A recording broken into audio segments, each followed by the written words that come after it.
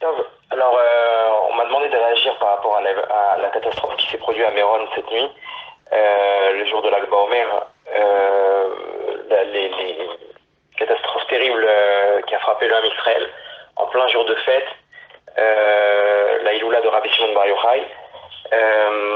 Il est clair il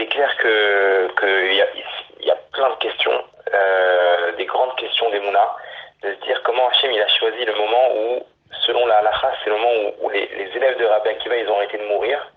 C'est un moment dans le ciel où on passe de la mesure de rigueur à la mesure de bonté. Et c'est un jour de fête où Rabbi Shimon Bar Yochai en haut il est VIP et le mérite de sa Torah elle apporte beaucoup de délivrance dans l'âme Israël. Et justement ce jour-là, une catastrophe terrible comme l'âme Israël n'en a pas connu. Ça fait beaucoup d'années. Et dans ce lieu saint, ce jour-là, là où se trouve Rabbi Shimon Bar Yochai, donc c'est des questions qui sont très très fortes, et c'est des gens qui sont partis des tzadikim, qui sont dans le chemin de la Torah et des mitzvot, la première question qui se pose, c'est pourquoi Hachem il a fait ça, et il est clair que c'est pas la bonne question à se poser. De savoir c'est quoi les comptes d'Hachem, on verra après 120 ans pourquoi. Maintenant, il faut essayer de comprendre comment dire, qu'est-ce qu'Hachem il veut faire dans ça. C'est-à-dire, qu'est-ce que nous-mêmes sur Terre, on doit tirer de ça. Alors, les Chachamim nous disent que, à la fin des temps, proche de la venue du Mashiach, l'épreuve du Ham Israël, ce sera la Emouna. Ce sera de comprendre que tout ce qui se passe, c'est entre les mains d'Hachem, c'est que Hachem, il est patron de son monde, et qu'il sait ce qu'il fait, il sait qui prend pas de ce monde-là, et nous, à nos yeux, ça va paraître comme quelque chose d'injuste. Et c'est ça l'épreuve, de se dire qu'il faut à ce moment-là fermer les yeux, et de se dire que tout ce qu'Hachem il fait, il le fait pour le bien. De dire que c'est pour le bien, on ne peut pas le dire. C'est pas à nous de le dire, etc. Ça, je pense que quand on aura toute l'image après 120 ans, on pourra expliquer pourquoi. On pourra comprendre enfin pourquoi chaque personne s'est trouvée à ce moment-là, pourquoi ces personnes-là qui auraient dû mourir, il les a réunies ce jour-là au même endroit, etc. Alors qu'ils auraient peut-être dû partir sur tout au long de l'année, etc. Et Hachem il a décidé de les réunir à ce moment-là. On peut pas dire pourquoi. Aaron à Cohen lui-même, quand ses enfants, le jour de l'inauguration du temple, un jour de fête, ces deux enfants ils partent, c'est marqué Vaïdom Aaron. Aaron il s'est tué. Il a accepté. Hachem, je sais que t'es un Dayan Haemet, t'es un juge de vérité. Ce que tu fais, c'est pas au hasard, il n'y a pas d'injustice, mais on peut rien dire. Donc à nous aussi de ne pas essayer de chercher le pourquoi du comment. À côté de ça, il faut voir maintenant qu'est-ce que nous on doit tirer comme conclusion de ça. Alors il est clair qu'il y a quelque chose de grand qui se passe derrière, que Akadosh Baruch Hu il est bon.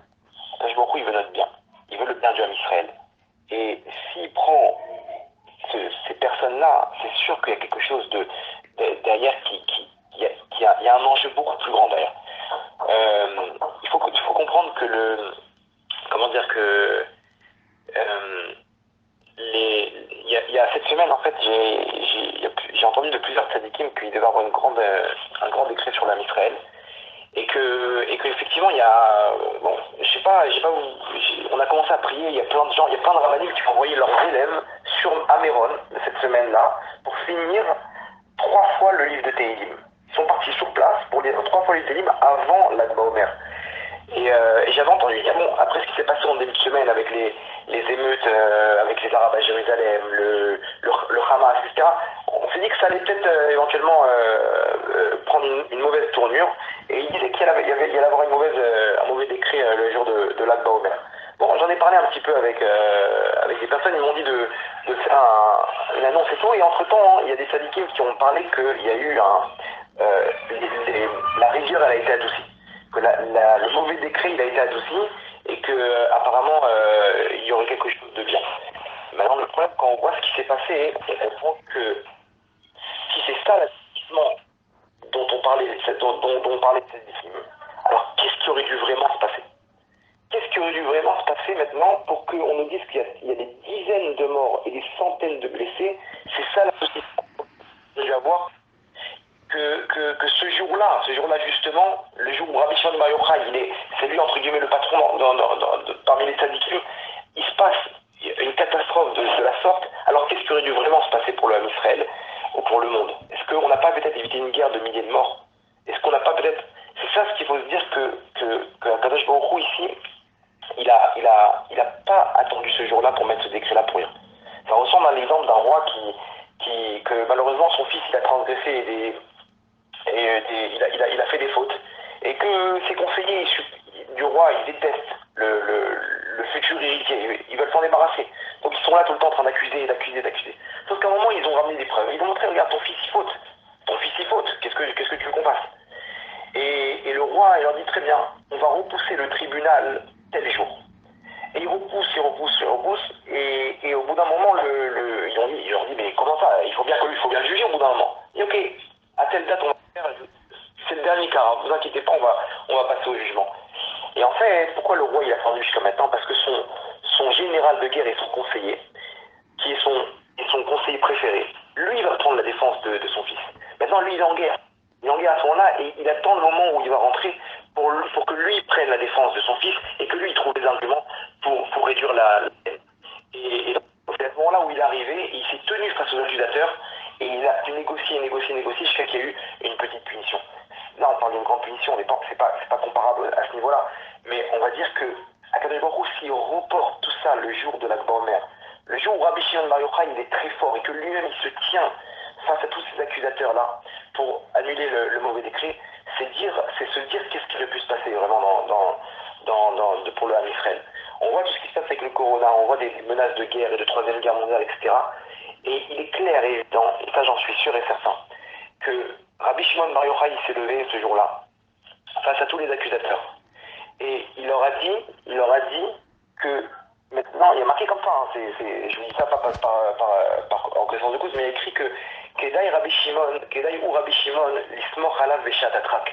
Il y a marqué on peut se reposer sur lui, sur Rabbi Shimon, au moment de veshat atrak en cas de force majeure. Maintenant, shat atrak, atrak c'est aussi l'étroitesse.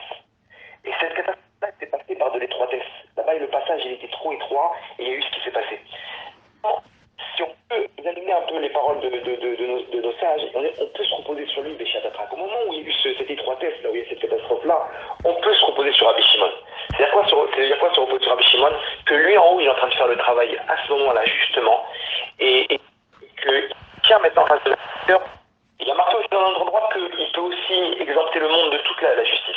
Tous les problèmes qu'on a, tous les avérotes qu'on a, tout ce qui nous empêche d'arriver à la délivrance finale, Rabbi Shimon, il peut le faire. Maintenant, il peut le faire. Pourquoi il ne le fait pas? Peut-être qu'il lui faut des forces. Peut-être qu'il faut arriver à ce moment-là où Béchat Atrak, de tas de forces qu'il y a eu, que là maintenant il peut dire à Hachem, regarde Hachem, j'ai annulé ma simcha, j'ai donné mon accord ce jour-là, le jour mon jour de fête, pour qu'il y ait cette catastrophe chez moi, en échange de la Géoula. La Géoula Berachamim, la délivrance finale, avec la Rachamim, la bonté pour tout l'homme Israël. C'est ce qu'on attend depuis des millénaires. Allez savoir si tout ça, c'est pas pour amener à ça. On ne dit pas que ça va justifier la mort de tous ces gens-là. C'est sûr que non, des veuves et des orphelins, etc. C'est sûr que non. Mais il est clair que si Hachem il doit faire des scénarios et qu'il a choisi ce scénario-là, à nous de fermer les yeux et de penser avec Emouna, de se dire que Akadosh Baruch Hu, il est là, il ne nous abandonne pas, et que tout est entre de bonnes mains, et que les événements prochains vont nous montrer que rétroactivement, Hachem il a utilisé ça pour donner des forces derrière au tzadikim pour amener la délivrance finale. Donc, le Yehi Ratson, que Kadosh Baruch Hu il puisse nous montrer des délivrances et profiter de ces dernières heures avant la fin de la bonne pour entre guillemets, avec le cœur brisé, demander du fond du cœur à Hachem, ça y est Hachem, mets fin à nos souffrances. Et voilà, Rabbi Shimon Bar Yochai il est en haut face aux accusateurs, nous aussi on se joint à lui pour demander la Géoula de Rachamim et qu'Hachem il puisse décréter en ce jour même déjà la délivrance finale pour l'âme Israël. Baruch Adonai Olam, Amen, Amen.